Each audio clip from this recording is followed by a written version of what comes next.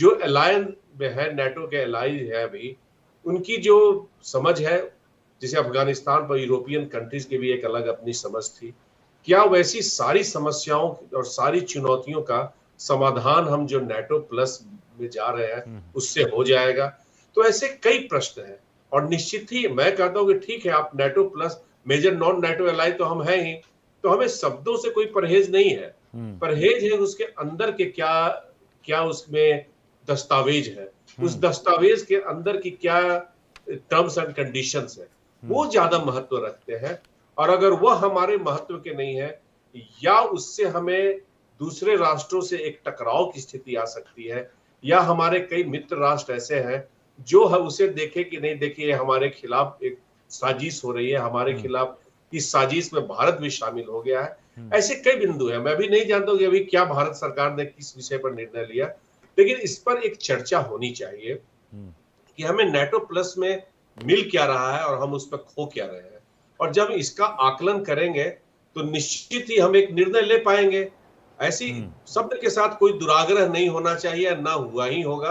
तो अभी थोड़ी सी बात और क्या उसमें हमें दिए हैं, उस पर हमें लगता है कि उस पर थोड़ी और चर्चा करने की आवश्यकता है। और अगर हमारे लिए नेटो प्लस ठीक है और किसी और राष्ट्र से हमें, चाहे रूस हो चाहे कोई भी राष्ट्र हो, उससे हमें कोई दुश्मनी नहीं लेने के लिए बात हो रही हो और हमारे सुरक्षा सब के हितों के उसमें हो रहा हो, तो इस पर निश्चित ही विचार देश राष्ट्र कर सकती है। कभी आज नहीं तो कल करेगी। थोड़ा सा पढ़ना, उसे अध्ययन करने की तो आवश्यकता है। प्रपोजल को आंख मूंद के बहुत ही भावनात्मक रूप से अंतर्राष्ट्रीय संबंध में नहीं लेना। जैसे पूरी पुरानी कहावत है कि international relations exercise in sainthood नहीं है, तो आपको हितों का है, कोई भी आपका दुश्मन नहीं है, कोई भी दोस्त नहीं है। आपका हित ही आपका सबसे बड़ा दोस्त है और आपको उसी के माध्यम से आगे चलना है। ओपी तिवारी सर, अमेरिका के अपने हित हैं, हिंदुस्तान के अपने हित हैं। जरूरत किसको सबसे ज्यादा है, अमेरिका को आज की तारीख में या भारत को? क्योंकि चीन की विस्तारवादी नीति से हमसे ज्यादा अमेरिका परेशान है। तो कहीं ऐसा तो नहीं कि अमेरिका भारत को चीन के सामने एक ढाल के तौर पर खड़ा कर रहा है कि इस रीजन में अगर कोई रोक सकता है तो उसमें हमारा महत्वपूर्ण साझेदार भारत हो सकता है। ताइवान, साउथ चाइना सी में चीन के दखल से वो परेशान है, एलएसी पर चीन हमें आग दिखाने की जरूरत करता है। इस बात से बिल्कुल सहमत हूँ, लेकिन इतिहास में हम थोड़ा पहले जाएं। देखो, अमेरिका ने अपना राष्ट्रहित हमेशा ऊपर रखा है। कहीं पर भी पॉलिसी ऑल ओवर कहीं भी देखा जाए, अपना राष्ट्रहित सबसे इंपॉर्टेंट रखा है। भारत का अभी समय जब आया है कि हमारे जो डिसीजंस हैं, राष्ट्र को, भारत को आगे बढ़ना है, तो सारी पॉलिसीज वदर हमें रशिया के साथ रहना है या नेटो के साथ रहना है या अमेरिका के साथ रखना है, इसका ध्यान रखना पड़ेगा। टॉप प्रायोरिटी हमारी यही है कि हमारा देश आगे बढ़े, हमें कैसे फ़ायदा होगा, हमें इंडिया की इकोनॉमी और कैसे बढ़ेगी, हमें एक्सपोर्ट करना पड़ेगा, हमें कुछ चीज़ें एक्सपोर्ट करनी पड़ेगी। वो एक्सपोर्ट हम किस कंट्री को कर सकते हैं जिसको हमें इस भारत को पर विश्वास होगा कि हमें गलत सामान नहीं देंगे, हमें वो नहीं करेंगे। At the same time technology में हिंदुस्तान बहुत आगे बढ़ चुका है, लेकिन कहीं कहीं कुछ खामियां हैं, उसको सुधारने के लिए हमें थोड़ा बहुत सपोर्ट चाहिए। तो अमेरिका अगर ये सपोर्ट देता है तो हमारे लिए, भारत के लिए सबसे अच्छा है। और जहाँ तक अमेरिका का है, भारत को अपना ढाल यूज करने के लिए, ये भारत उसमें चाहता तो है भारत को ढाल यूज करना, लेकिन मुझे पूरा विश्वास है कि भारत की जो अभी भारत के जो बड़े डिसीजन मेकर जो हैं इस कवायद में नहीं आएंगे। वो देश की जो इंपॉर्टेंस है, देश को जो रिक्वायरमेंट है, टॉप मोस्ट रखेंगे। लेकिन फिलहाल अमेरिका को भारत को सबसे ज़्यादा ज़रूरत है। जिस तरीके से चाइना ने अपना पांव फैलाना शुरू कर दिया, ताइवान हो, वियतनाम हो, कंबोडिया हो, साउथ ईस्ट एशिया में जाना चाहता है, वहाँ भी जाना चाहेगा। वहाँ पर अमेरिका को डायरेक्टली आना पड़ेगा चाइना से लड़ने के लिए। वो छोटे छोटे देश चाइना को अकेले, ताइवान अकेले बर्दाश्त नहीं कर सकता, लड़ नहीं सकता। लेकिन भारत एक ऐसा देश है जिससे चाइना भी पूरा सहमत, चाइना को मालूम है कि हम भारत के साथ नहीं लड़ सकते हैं, हमें किसी की जरूरत नहीं है, न नेटो की जरूरत है, न कुछ जरूरत है। हम चाइना को क्रश कर सकते हैं। चाइना जो बंदर घुटकी टाइप करता है कि मैं ये कर दिया, फोटोग्राफ बना दिया, कैमरा बना दिया, इससे भारत वाले डर जाएंगे। मेरा जहां तक ख्याल है, इसी डर के वजह से जिनपिंग, इनके प्रेसिडेंट यहां पर नहीं आएंगे, बिकॉज इनको डायरेक्ट प्रश्न जो उनको किया जाएगा, उनके आंसर देना मुश्किल हो जाएगा। कि पिछले तरह से जब भी कर रहे हैं हर बार उन्होंने अपनी मुंह की खाई है। लेकिन भारत के पूरे विश्व में विश्वास है कि भारत अपनी तरफ से अटैक की पॉलिसी कभी नहीं रखता। भारत खाली अपने डिफेंस, ये हमारे सदियों से हमारे विचार में है कि हमें खाली अपने को बचाना है, अपने को सुरक्षित रखना है। इस सुरक्षित में हम बहुत मजबूत हैं, हमारी सेना बहुत मजबूत है। इसका डर चाइना को भी है और इसी बात का फायदा अमेरिका उठाना चाहता है और इसीलिए अमेरिका इंडिया की तरफ और इंडिया को आगे बढ़ा के कोशिश कर रहा है। इसमें हमारा फायदा होगा। इसमें हम आगे बढ़ने के लिए हमें भारत को हमेशा अग्रसर होना चाहिए। जेकेएस परिहार साहब, पिछली बार जब प्रधानमंत्री मोदी अमेरिका गए थे जून के महीने में, 5 डिफेंस के जो डील्स हुए थे उसमें M777 लाइट होवित्जर तोपों को अपग्रेड करने की बात थी, लेकिन इसका निर्माण कहाँ किया जाएगा इसके बारे में आगे कोई बातचीत नहीं हुई थी। तेजस के लिए हमें second generation G414 jet engine का निर्माण करना है और भी स्ट्राइकर बख्तरबंद गाड़ियों का साझा उत्पादन। इस बार जो बाइडेन साहब आ रहे हैं, आपको लग रहा है कि बात इससे भी आगे बढ़ेगी? देखिए, G20 के जो मेन एजेंडा है उसमें तो बायलैटरल रिलेशनशिप और डिफेंस है ही नहीं, पर ये साइडलाइंस जो होते हैं, साइडलाइन जो आज हमारे प्राइम मिनिस्टर की और बाइडेन साहब की आज रात को जो मीटिंग होगी, मैं समझता हूं उसमें इसके आगे बात जरूर जाएगी। और यही क्योंकि इसका होमवर्क जो है वो काफी दिनों से चलता है।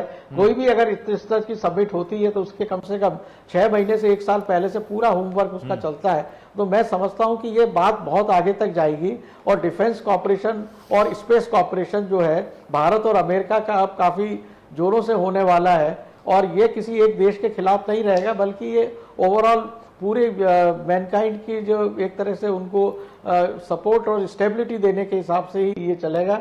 और इसमें भारत को भी फायदा है, अमेरिका को भी फायदा है, क्योंकि डिफेंस जो हमारे यहाँ इंफ्रास्ट्रक्चर्स में अमेरिकन टेक्नोलॉजी आएगी और टेक्नोलॉजी ट्रांसफर के साथ में अपग्रेडेशन की भी इसमें हम जो डिमांड कर रहे हैं, चाहे वो हॉवित्जर्स का हो, चाहे वो फाइटर जेट्स के इंजन्स का हो, तो उसमें जो है आगे चल के हमारे यहाँ इंडस्ट्रीज ग्रो होंगी और एक्सपोर्ट में हमारे इंडस्ट्रीज को भी, जो ऑफशूट इंडस्ट्रीज हैं उनको फायदा होगा। साथ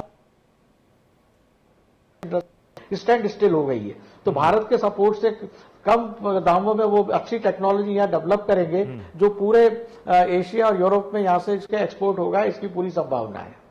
देखिए, ऑस्ट्रेलिया के पीएम एंथनी एल्बनीज भी पहुंच चुके हैं। ये सीधी तस्वीरें हम आपको दिखा रहे हैं। सभी राष्ट्राध्यक्षों का जमावड़ा दिल्ली में लग रहा है। कल G20 की समिट होने वाली है और उसी में शरीक होने के लिए G20 के मेंबर्स कंट्रीज के राष्ट्र प्रमुख यहां पर पहुंच चुके हैं।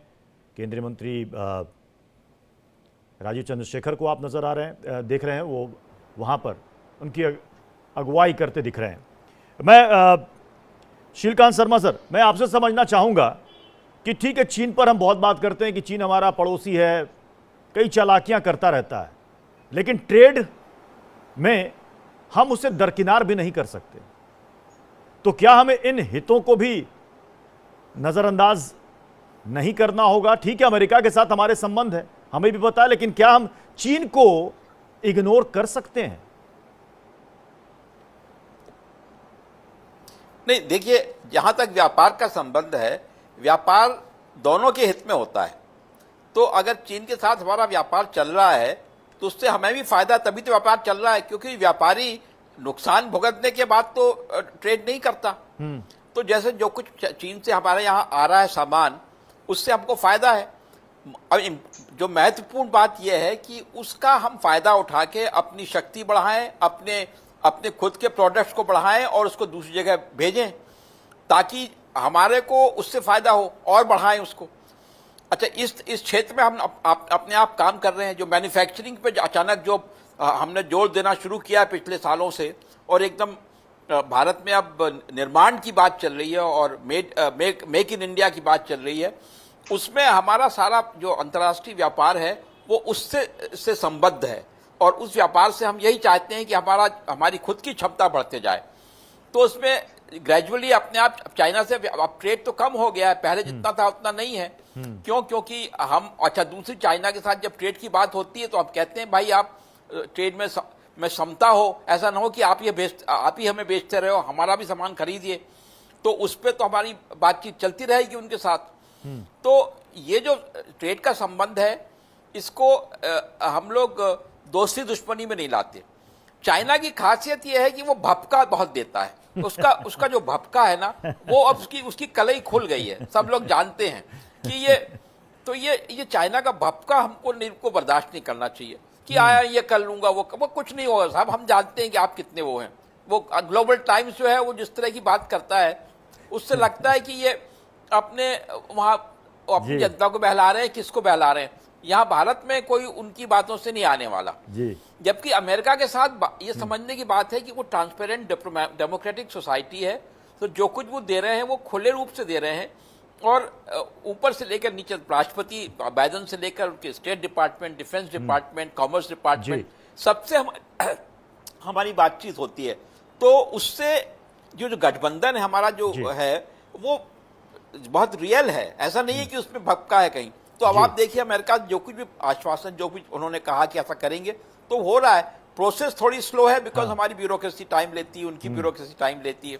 मैं एक बात कहना चाहूंगा, जैसे वीजा है, अमेरिका को, जो भारतीयों को वीजा के लिए बहुत कुछ करना चाहिए। ये क्या है कि आप भारत के साथ दोस्ती इस बार उम्मीद है कि इसको और थोड़ा सरल और थोड़ा आसान बनाया जाए। वीजा की लाइन जो है सरल किया जाए और हमारे भारतीय जो जाते हैं वो उनसे अमेरिका को कोई फायदा है। या तो वो भारत के जो लोग जाते हैं वो भारत के टैक्स पेयर की मनी से पढ़ लिख के जाते हैं, उनके यहाँ ऐड करते हैं, या वो पढ़ने के लिए जाते हैं तो अपने पैसा खर्च करते हैं। तो दोनों तरीकों से अमेरिका को फायदा है। तो उसको उस भारतीयों के लिए आपको सही दृष्टिकोण अपनाना चाहिए। और वो नहीं लेते। आप चीन को भारत के मतलब चीन में वीजा लेने के लिए 3 दिन लगते हैं, 4 दिन लगते हैं, भारत में महीने भर के और साल भर के वेटिंग है। ये क्या बात है? ये तो बिल्कुल सरासर अन्याय है, मतलब समझ लीजिए एक तरह से। तो इसको ठीक करना चाहिए। सबने बड़ा अच्छा शब्द इस्तेमाल किया, भपका। तो ये चीन की भपकी पूरी दुनिया जानती है कि वो कब कहाँ कैसे इन सब चीज़ों को प्रेजेंट करता है। क्योंकि कोविड के बाद, मैं आखिरी कमेंट आपसे लेना चाहूँगा ओपी तिवारी सर, कि कोविड के बाद इकोनॉमी पूरे देश की चरमराई, पूरे विश्व की चरमराई, और उसमें चीन बहुत पीछे रह गया है। शायद ये वजह भी है कि वो देख रहे हैं कि हिंदुस्तान इस मामले में हमसे काफ़ी अच्छा परफॉर्म कर रहा है। आप वैश्विक मंच पर आ रहे, G20 बना ही इसलिए था कि आप आपसी वित्तीय सहयोग, आर्थिक सहयोग के लिए बना था। हम क्या प्रेजेंट करेंगे, हम क्या बताएंगे कि आप कोविड टाइम के बाद आप कहां से कहां पहुंचे, हिंदुस्तान कहां से कहां पहुंचा, और आज वो मेजबान भी है। बिल्कुल सहमत हैं। ये इसका मेन G20 फॉर्मेशन का मेन बेसिस यही था कि जब भी क्राइसिस हो, इकोनॉमिक क्राइसिस कैसे हैंडल किया जाए। तो इस क्राइसिस में देखिए हिंदुस्तान की जो अपनी नेचुरल रिसोर्सेज है, देखिए हम हिंदुस्तान कितना लूट गया। हमें मुगल से लूट के चले गए, ब्रिटिशर्स लूट के चले गए, कितने अकाउंट हमारे स्विस बैंक में चले गए, फिर भी हम सर्वाइव करके अपने आप को नहीं सर्वाइव किया, हमने कई देशों की हेल्प की बिना पैसे के दिया। इससे कितनी अच्छी हमारी संभावना बनी। इसकी जो हमारे नेचुरल रिसोर्सेज है और देश की जो आंतरिक शक्ति है उसका प्रयोग करके हमें बहुत आगे बढ़ना है। इन्हें चाइना के पास है, किसी कंट्री के पास नहीं है। हमें सब फूड सिक्योरिटी, अभी डिस्कस करना चाहता हूँ, फूड सिक्योरिटी डिसीजन हो रहा है। India is capable, India he capable है जिसके ऊपर यूरोप और बाकी कंट्री डिपेंड करेंगे। मुझे एक ब्रेक लेना पड़ेगा सर, तो फिलहाल हम इस चर्चा को यहीं पर समाप्त करते हैं। बहुत बहुत शुक्रिया आप सभी का हमारे साथ इसमें शामिल होने के लिए। लेकिन बहुत ही छोटा सा ब्रेक के बाद भी G20 पर हमारी ये महा कवरेज जारी। चल लौट रहे।